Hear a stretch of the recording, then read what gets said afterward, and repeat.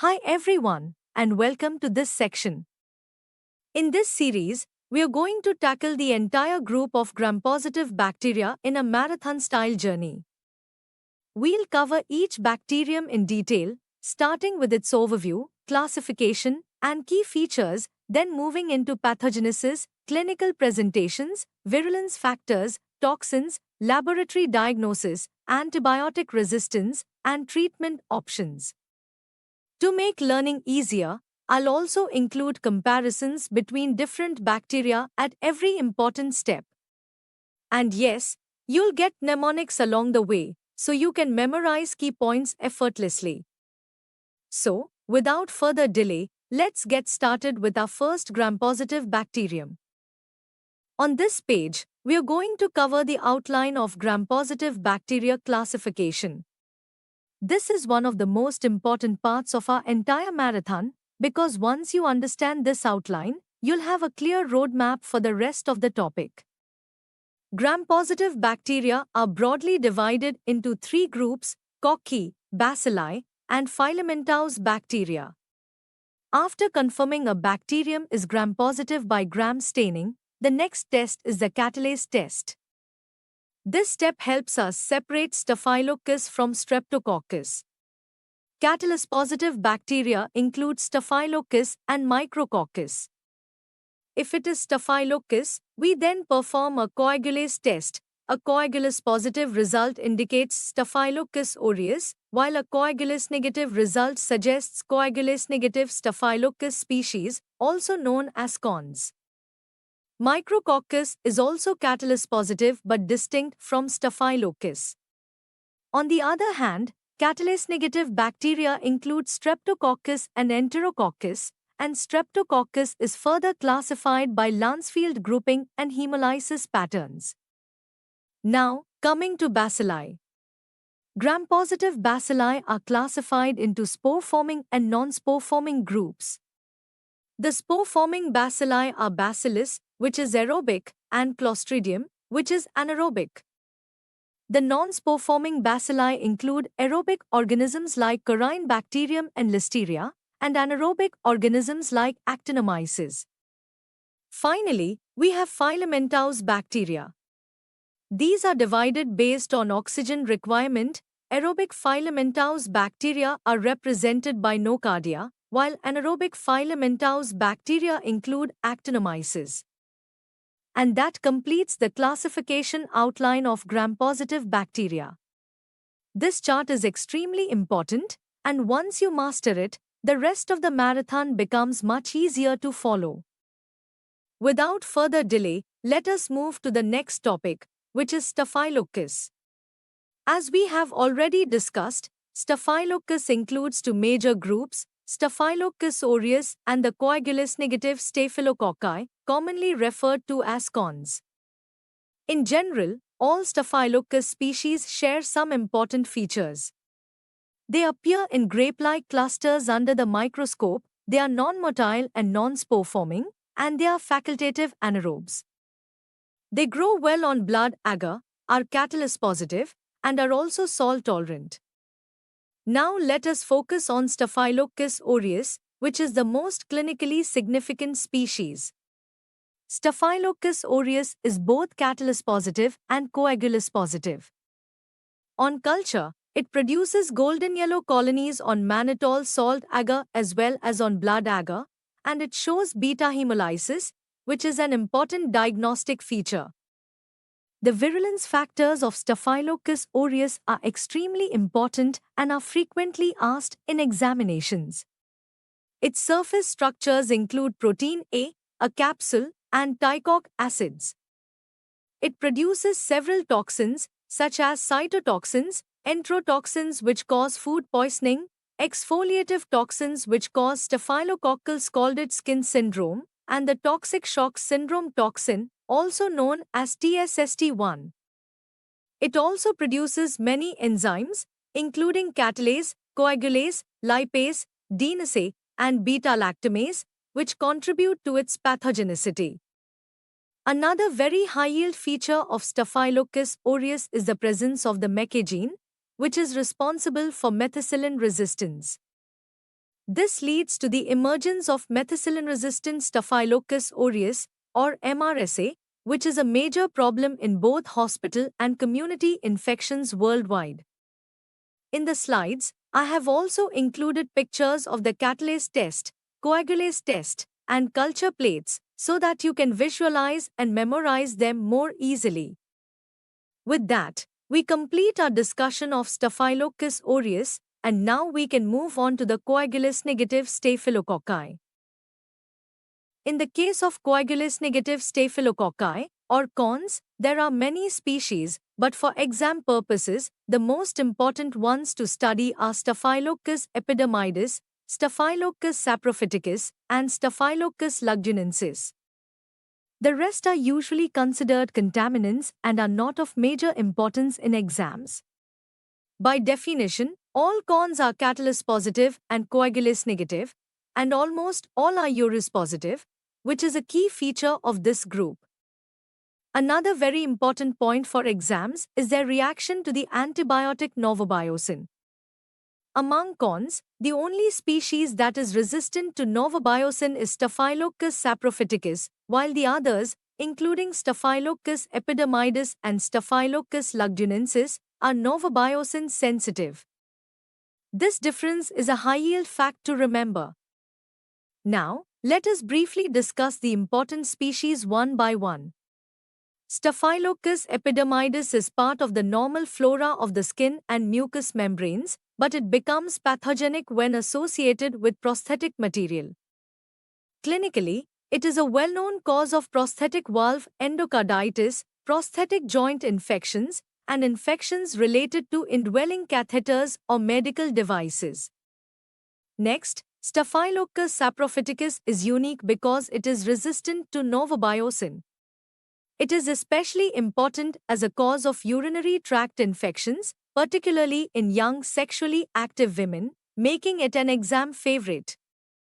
Finally, Staphylococcus lugdunensis is often called a mimicker because although it is coagulase negative, it can sometimes show a weak or borderline coagulase reaction, which makes it resemble Staphylococcus aureus. It is also PYR positive and ornithine decarboxylase positive, which are distinguishing tests. Clinically, it is more aggressive than other CONS and can cause infections similar to Staphylococcus aureus, such as endocarditis and skin infections. With that, we have covered the most important species of coagulase-negative staphylococci, which you must remember for both exams and clinical practice. Along with the coagulase-negative staphylococci, I have also shared the cultural features on mannitol salt agar to help you differentiate each bacterium more clearly. Please go through those images as they are very useful for memorization. Now, without wasting any time, let us move to the next organism, which is Micrococcus. Micrococcus also belongs to the catalase-positive group, and although it is often forgotten, it is still important, as questions sometimes come from this portion. You do not need to study it in great depth, but having a good outline is enough for exam purposes. Micrococcus is morphologically larger than Staphylococcus and has subdivisions such as Micrococcus luteus, Micrococcus lylae, and Micrococcus varians. It is catalase positive, oxidase positive, bacitracinin sensitive, and coagulase negative. The most important point for exams is how to differentiate Micrococcus from Staphylococcus. The key features are that Micrococcus is oxidase positive and bacitracinin sensitive, whereas Staphylococcus is oxidase negative and generally bacitracin sensitive. With that, we have finished the catalase positive group of gram-positive cocci. Next, we can move on to the catalase negative organisms. I hope the outline of catalase positive bacteria is clear to you. Next, let us move on to Streptococcus. At first, you may feel a little confused with Streptococcus because of its wide classification, but once you understand the table and its logic, it becomes much easier. Basically, Streptococcus is classified on the basis of hemolysis into three types: alpha hemolysis, beta hemolysis, and gamma hemolysis. Alpha hemolysis means partial hemolysis, beta hemolysis means complete hemolysis, and gamma hemolysis means no hemolysis at all. These hemolytic reactions are best observed when the bacteria are cultured on blood agar. In the case of alpha hemolysis, the important organisms include Streptococcus pneumoniae as well as members of the viridans group such as Streptococcus mitis, mutans, sanguis, and bovis. In the case of beta hemolysis, where there is complete hemolysis, the major organisms are Streptococcus pyogenes, Streptococcus agalactiae, and also the group C to group G streptococci. Finally, in the case of gamma hemolysis, where no hemolysis is seen, the important organisms include Enterococcus species, and sometimes Streptococcus bovis also shows this pattern. This classification chart is extremely important because it helps you quickly identify and differentiate which species belongs to which hemolysis group. At first, it may look confusing because of the large number of Streptococcus species, but with continuous practice and by learning the distribution, you will slowly get used to it. To make things easier, I am also sharing the major identifying features of each important bacterium. For example, Streptococcus pneumoniae shows optochin sensitivity, bile solubility, and the presence of a capsule, and it is also associated with Guillain-Barré syndrome. On the other hand, the viridans group Streptococci are optochin-resistant, bile-insoluble, and non-capsulated. Streptococcus pyogenes, which is group A Streptococcus, is bacitracin-sensitive, while Streptococcus agalactiae, which is group B Streptococcus, is bacitracin-resistant. If you focus on these key features, you will already have a strong foundation, and when we study each organism in detail, you will not find it difficult. So first, concentrate on learning the classification and the distinguishing properties of each group. Without confusing you further, let us now move on to study each species one by one in detail. Here we have a detailed table covering all the important Streptococcus species and their key features. This is a very high-yield table, and you should study it carefully to ensure you do not miss any questions. Starting with the beta hemolytic Streptococci, the first three species in this group are Streptococcus pyogenes, Streptococcus agalactiae, and the group C, F, and G Streptococci. In the table, I have also mentioned their Lancefield groupings as A, B, and C, respectively, along with their key laboratory test results. Streptococcus pyogenes, or group A Streptococcus, is bacitracin-sensitive, PYR positive, and ASO positive.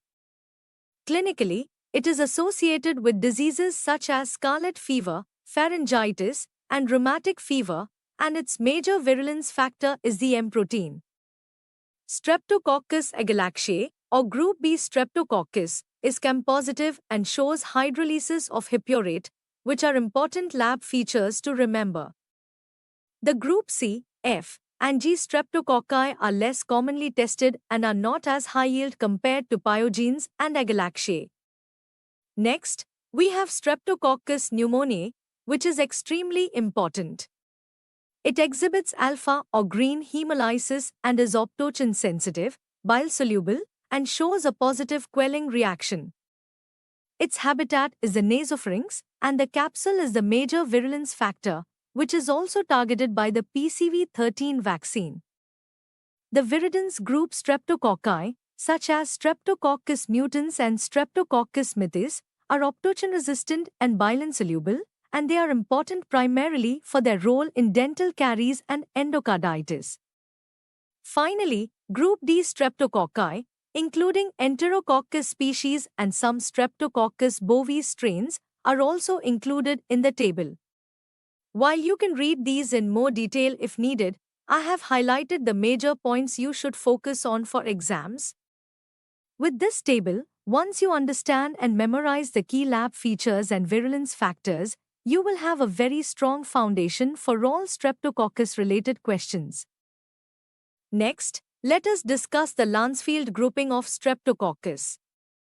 In this classification, Streptococci are grouped from A to H and K to V, with groups I and J being absent.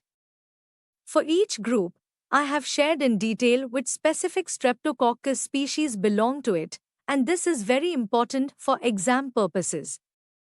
Additionally, the table also indicates the type of hemolysis for each species, whether it is beta, alpha, or gamma. You should study this table carefully and in detail, as it provides a comprehensive overview of both the Lancefield groupings and the hemolytic patterns, which will make it much easier to identify and differentiate each Streptococcus species during your studies and for exams.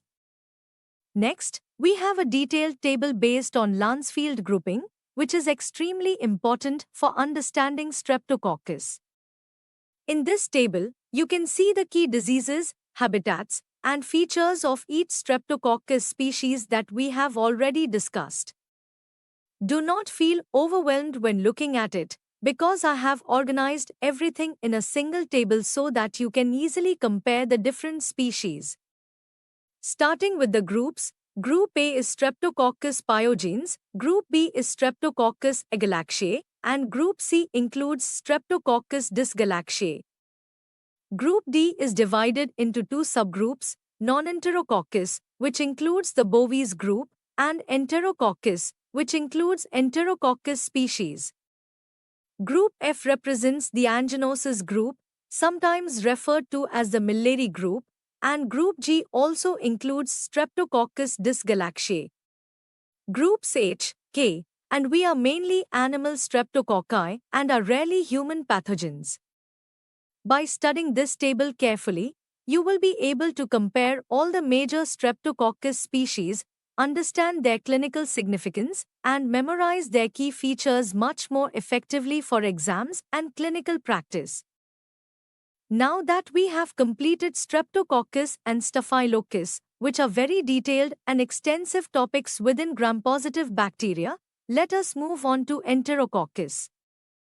I have provided a table of Enterococcus species to help you compare and study them, as comparison is a very powerful learning tool and is key to remembering their differences. As we discussed earlier, Enterococcus belongs to group D Streptococci and exhibits gamma hemolysis, meaning no hemolysis on blood agar. The main identifying features of Enterococcus species include growth in 6.5% NaCl, bile esculin positivity, and PYR positivity. The most clinically important species are Enterococcus faecalis and Enterococcus faecium, both of which share these features. Their habitats differ slightly. Enterococcus faecalis is the most abundant and is part of the normal flora of the gastrointestinal and genitourinary tracts, whereas Enterococcus faecium is less abundant in the normal flora. Clinically, Enterococcus faecium is more often associated with nosocomial infections, especially in ICU settings, whereas Enterococcus faecalis is more common overall.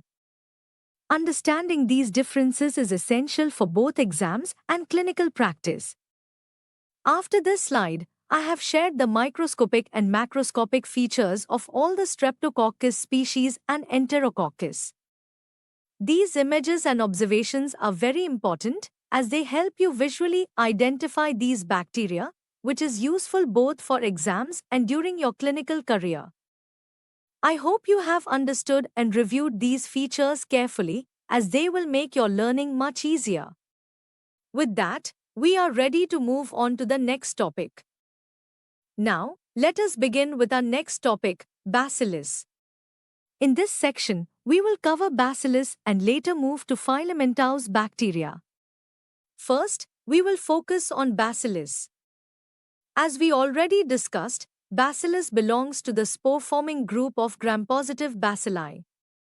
But before diving into species, let us recall, what do we mean by spore-forming? Spores are highly resistant, metabolically inactive forms of bacteria that allow survival in harsh conditions such as heat, drying, and disinfection. The ability to form spores acts as a protective mechanism that ensures the bacteria's survival in the environment.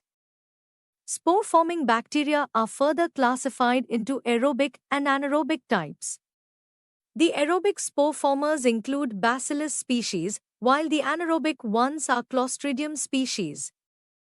Here, under Bacillus, we will mainly focus on Bacillus anthracis and Bacillus cereus, since they are the most clinically relevant. Starting with Bacillus anthracis, it has several characteristic features. It appears as bamboo stick-like rods, is non-hemolytic, has square-ended forms, and typically occurs in long chains with central spores. One of its most important virulence factors is the capsule, along with three exotoxins known as protective antigen, lethal factor, and edema factor. These toxins act together to cause anthrax disease. The capsule of Bacillus anthracis is unique because it is made of polydeglutamate, unlike the polysaccharide capsules seen in many other bacteria. In the laboratory, Bacillus anthracis shows boxcar-shaped bacilli, colonies with a ground glass appearance, Medusa head colonies, and sometimes a frosted glass look, all of which are classic diagnostic features that are frequently asked in exams. Moving on to Bacillus cereus. While not as significant as anthracis, it is still important from an exam point of view. Bacillus cereus is a large, motile, spore-forming organism best known for causing food poisoning. It produces two clinical forms of food poisoning, an emetic type, which leads to vomiting within 1 to 5 hours, and a diarrheal type, which occurs 8 to 16 hours after contaminated food consumption. In addition, Bacillus cereus can cause opportunistic eye infections. Its main virulence factors include enterotoxins and cereolysin, which contribute to its pathogenicity. Other Bacillus species like Bacillus subtilis and Bacillus thuringiensis are less important clinically, but you should be aware of their presence.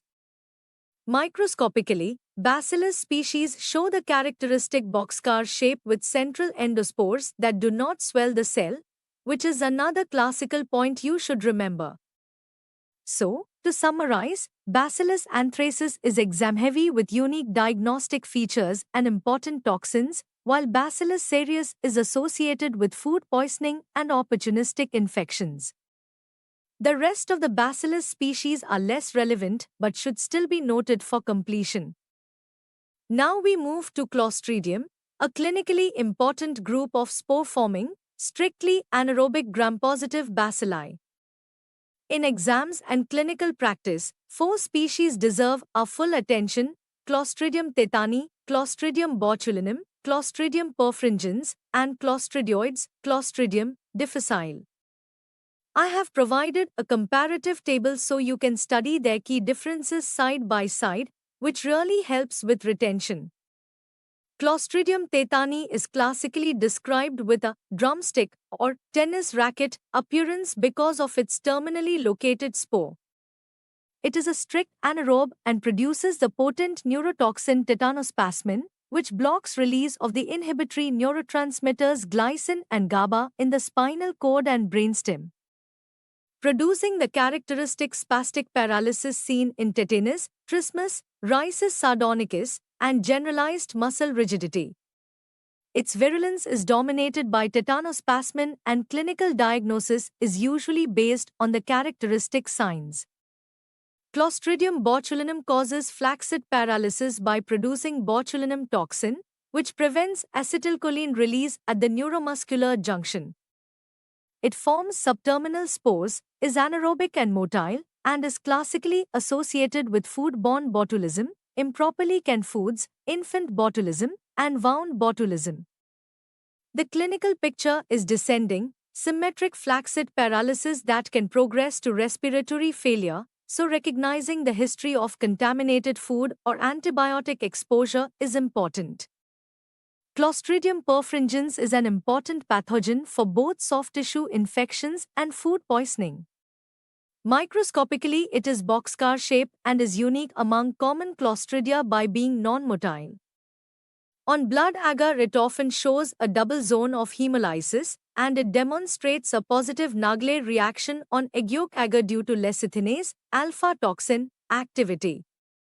The alpha toxin, a lecithinase phospholipase, and other toxins such as theta toxin contribute to gas gangrene, myonecrosis, and other invasive infections. It also causes a late onset, watery diarrheal food poisoning from heat-stable enterotoxins. These classic cultural and toxin features are exam favorites. Finally, Clostridioides difficile, formerly Clostridium difficile, is an anaerobic, often motile organism that is a major cause of antibiotic-associated and nosocomial diarrhea. It produces toxin A, enterotoxin, and toxin B, cytotoxin, which damage the colonic mucosa and lead to pseudomembranous colitis. Infection commonly follows broad-spectrum antibiotic exposure. Recognition of the clinical syndrome and confirmatory lab testing for toxin or toxin genes are the usual diagnostic steps in practice. I have also shared representative microscopic and culture images for each species so you can visualize their appearances during lab work. With this summary and the comparison table, you should be able to memorize the distinguishing features and high-yield exam points for each Clostridium species. Next, we move to the non-spore-forming gram-positive bacilli, a heterogeneous group divided into aerobic and anaerobic types. These organisms do not form resistant endospores and therefore have different laboratory and clinical behaviors. The major genera you must know are Corynebacterium and Listeria, but other clinically relevant organisms in this group include Erysipelotrix, Lactobacillus, Gardnerella, and Arcanobacterium. Corynebacterium diphtheriae is a club-shaped rod that often shows the characteristic palisading or Chinese letter arrangement and metachromatic volutin granules on Albert's stain. It is non-motile and non-spore-forming, and disease is mediated by the diphtheria toxin, causing a pseudomembranous pharyngitis with possible myocarditis and peripheral neuropathy.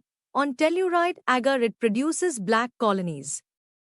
Non-diphtherial corynebacteria such as Corynebacterium jacquium and C. ureolyticum are opportunistic pathogens that cause septicemia, endocarditis, and urinary infections in predisposed patients and are often multidrug resistant, with C. ureolyticum notably uris positive. Listeria monocytogenes is a small coccobacillus and a facultative intracellular organism that is beta hemolytic, catalase positive, CAM positive, and shows tumbling motility at 25 degrees Celsius. It is associated with neonatal sepsis, meningitis, spontaneous abortion, and febrile gastroenteritis, and can be isolated by cold enrichment techniques from contaminated dairy and ready-to-eat foods. Erysipelotrix rhusiopathia is important in people who handle fish and animals, causing erysipeloid and occasionally invasive disease including endocarditis. It is a pleomorphic, non-spore-forming rod that produces HS on triple sugar iron media. Lactobacillus species are long, slender gram-positive rods in chains and form part of the normal oral, gastrointestinal, and vaginal flora. While Gardnerella vaginalis, gram-variable, is classically associated with bacterial vaginosis and produces clue cells on wet mount. Finally, Arcanobacterium hemolyticum can cause pharyngitis and skin infections in adolescents and young adults, shows beta hemolysis and a reverse CAMP reaction, and should be considered when strep testing is negative. I have included a detailed comparative table and culture microscopy images for all these organisms. Study those visuals closely, as they make memorization much easier for exams and clinical practice. Now we move to the final classification of gram-positive bacilli, which is filamentous bacteria. Filamentous bacteria are unique because they form branching filaments, unlike cocci and bacilli. Under the microscope, they resemble fungi, and this fungi-like appearance often leads to confusion. They are broadly divided into two groups: aerobic filamentous bacteria, represented by Nocardia, and anaerobic filamentous bacteria, represented by Actinomyces. Starting with Nocardia, these organisms are weakly acid-fast, demonstrated by modified Ziehl-Neelsen staining with 1% sulfuric acid. They produce chalky white colonies with aerial hyphae and grow on special media such as Quinones agar. Clinically, nocardia causes pulmonary nocardiosis, which can mimic tuberculosis, as well as brain abscesses and cutaneous nocardiosis. Next is actinomyces, which are gram-positive, branching filamentous rods. Unlike nocardia, they are not acid-fast. Actinomyces israeli is classically associated with cervicofacial infections, often following dental procedures, but can also cause thoracic and pelvic disease. A hallmark feature is the presence of sulfur granules in pus, which are diagnostic in the laboratory. In addition, other filamentous organisms include Streptomyces species and certain mycobacteria such as those causing tuberculosis and leprosy. These will be discussed in detail later. I have also included microscopic images of nocardia to help you visualize their morphology. With this, we complete our discussion of filamentous bacteria. Next, we come to the very important group, the Mycobacteria. This genus contains several clinically significant species, and I have arranged them in a table for easier learning. The most important one is Mycobacterium tuberculosis. It is strongly acid-fast, demonstrated by Ziehl-Neelsen stain as well as Oramine stain. These are slow growers, taking about 2 to 6 weeks to grow on Lowenstein-Jensen medium. A very important point is that M. tuberculosis is niacin positive and nitrate positive, which helps in differentiating it from other species. Humans are the natural reservoir, and it causes both pulmonary and extrapulmonary tuberculosis. Laboratory diagnosis is crucial here. Key tests include AFP smear and culture, growth on LJ medium, MGIT culture, molecular tests like Ginix PERT and Banat, as well as immunological tests such as the Mantoux test. Middlebrook agar, KH10, and KHCl media are also useful. Due to the mycolic acid-rich outer cell wall, it sometimes stains as gram-positive or gram-negative, which can be confusing. Next is Mycobacterium leprae, the causative agent of leprosy. It is also acid-fast, but only weakly. It cannot be cultured in artificial media, so diagnosis relies on clinical findings, skin smears, nerve biopsies, and the lepromin test. Histopathology also plays a key role here. Another important one is Mycobacterium bovis, which is typically found in cattle and transmitted through unpasteurized milk. Unlike M. tuberculosis, M. bovis is niacin negative and nitrate negative. It is also a slow grower on LJ and MGIT media. Beyond these, we also have several non-tuberculous mycobacteria, sometimes called atypical mycobacteria. These include Mycobacterium avium intracellular complex, which is seen in immunocompromised patients such as those with HIV, Mycobacterium kansasi, which can cause pulmonary infections resembling TB, Mycobacterium marinum, associated with skin lesions after exposure to fish tanks or aquariums, Mycobacterium ulcerans, which produces Buruli ulcer, and rapidly growing species like Mycobacterium fortuitum. Other members such as M. scrofalaceum, M. gordonii, and M. chelonae are also encountered in clinical practice. I have summarized all these organisms in the table I shared, with their growth patterns, diagnostic tests, and unique features. You can study this chart carefully, as it will make remembering the differences much easier for exams. On the next page, I have shared the microscopic examination of Mycobacterium grown on LJ medium and culture plates, so you can visualize how these colonies actually look. Now, before we officially close gram-positive bacteria, Let's briefly look at a few organisms that do not neatly fall into the earlier classifications of Cocci, Bacilli, or filamentous forms. These are less commonly discussed, but they can still appear in exams, so it's important to at least know their names and some key features. The first one is Erysiplothrix ruseopathia. This is a facultative anaerobe, gram-positive slender rod that can sometimes appear filamentous. It is typically seen in fish handlers, causing the so-called fish handler's disease. It is HS positive in TSI and non-motile. Next, Lactobacillus species. These are facultative anaerobes, normal flora of the vagina and GI tract. They are protective by producing lactic acid and maintaining a low pH, but rarely they can cause bacteremia or endocarditis. Gardnerella vaginalis is another important one. It causes bacterial vaginosis, presenting with thin, gray discharge and a fishy odor. Microscopically, you will see clue cells on wet mount. These are small coccobacilli and usually gram-variable. Arcanobacterium hemolyticum is a facultative anaerobic gram-positive slender rod. It causes pharyngitis and sometimes skin infections. A very important feature here is beta hemolysis on blood agar and a reverse CAMP test positivity. Next is Trophiroma whipplei, which causes Whipple's disease.